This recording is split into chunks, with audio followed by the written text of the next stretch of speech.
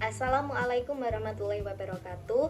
Perkenalkan, nama saya Feni Rahmawati dengan NIM 430302400027 dari PMI 4A. Di sini saya mau menjelaskan tentang gender dan keadilan sosial.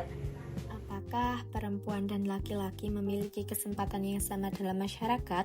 Mengapa masih ada kesenjangan upah, sulitnya akses kesehatan, dan minimnya perempuan di politik? Mari kita pahami bersama konsep gender dan kesetaraan. Ada 4 pembahasan. Yang pertama yaitu ada konsep dasar perbedaan antara seks dan gender.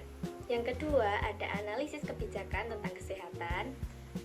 Yang ketiga ada analisis tempat kerja. Dan yang terakhir ada analisis politik. Langsung masuk pada pembahasan yang pertama, yaitu konsep dasar perbedaan seks dan gender.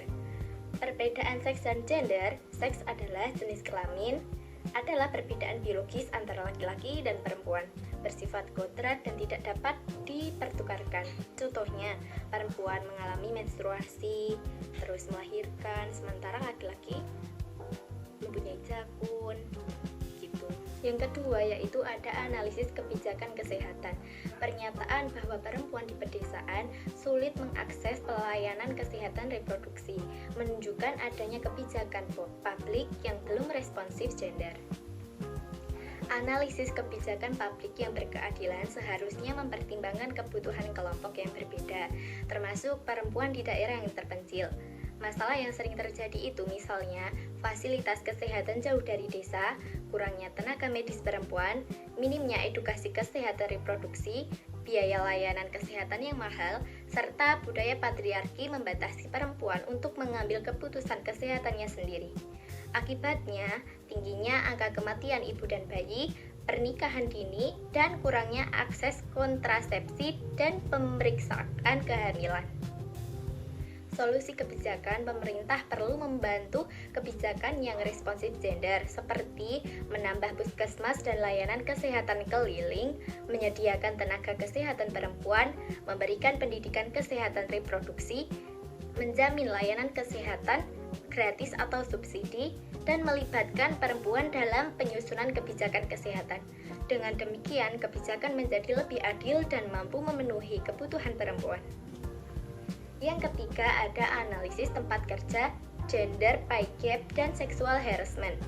Gender pay gap adalah perbedaan upah antara laki-laki dan perempuan meskipun pekerjaannya setara. Sementara sexual harassment adalah pelecehan seksual baik verbal maupun fisik di lingkungan kerja. Penyebab yang sering terjadi itu misalnya adalah diskriminasi gender, budaya patriarki, kurangnya perlindungan hukum, dan rendahnya representasi perempuan di posisi pimpinan. Kebijakan yang dapat dilakukan oleh perusahaan itu yang pertama bisa melakukan transparansi gaji untuk memastikan upah itu setara. Yang kedua itu dapat melakukan sistem promosi berbasis kompetensi. Yang ketiga, misalnya membentuk unit atau pengaduan pelecehan seksual dan memberikan pelatihan kesetaraan gender. Yang terakhir itu bisa memberikan cuti melahirkan dan fasilitas bagi perempuan. Kebijakan yang perlu pemerintah lakukan itu yang pertama, memperkuat hukum anti diskriminasi, yang kedua memberikan sanksi tegas terhadap pelecehan seksual, dan yang ketiga dapat mengawasi sistem pengupahan perusahaan, dan yang terakhir itu bisa mendorong keterwakilan perempuan di posisi strategis. Lanjut ke pembahasan yang terakhir yaitu ada analisis politik. Pentingnya kuota 30% perempuan di parlemen. Kuota 30% perempuan penting karena perempuan sering kurang terwakili dalam politik akibat hambatan budaya, ekonomi, dan sosial. Tanpa terwakilkan yang cukup, misalnya kepentingan perempuan sering diabaikan, kebijakan cenderung didominasi perspektif laki-laki. Peran kuota dalam kebijakan pro perempuan. Dengan lebih banyak perempuan di parlemen, yang pertama itu isu perempuan lebih diperhatikan, misalnya kekerasan terhadap perempuan, kesehatan ibu dan anak, dan perlindungan pekerja perempuan. Yang kedua, mendorong lahirnya kebijakan yang lebih adil gender.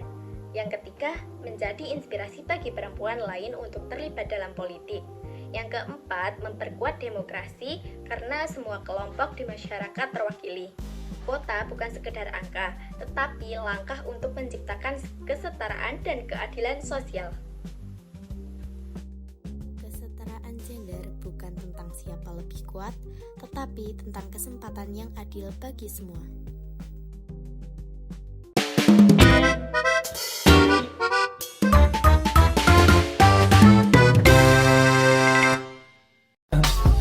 I just had to let you know you're